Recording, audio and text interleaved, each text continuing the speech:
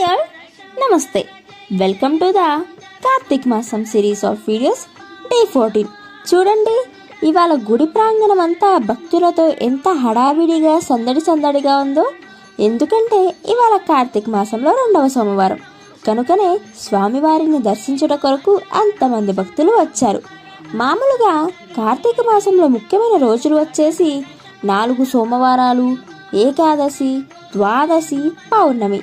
కానీ అలాంటి సందర్భాల్లో కూడా నేనైతే ఎప్పుడు ఇంతమంది భక్తులని కానీ విని ఎరగలేదు.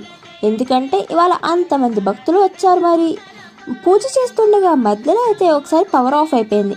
పవర్ ఆఫ్ అయిపోవడంతో గుడంతా చీకటిగా దీపపు కాంతులతో భక్తుల హడావిడిగా చూడడానికి కన్నుల పండగగా ఉందంటే నమ్మండి.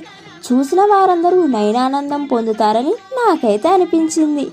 గుడంతా భక్తులతో కిటకిటలాడిపోయిందంటే నమ్మండి.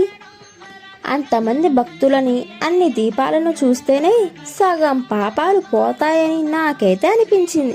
అండ్ డే 14 ఆకాశ దీపాన్ని మీరు కూడా దర్శించుకుని ఆ శివయ్య అనుగ్రహాన్ని అయితే పొందండి.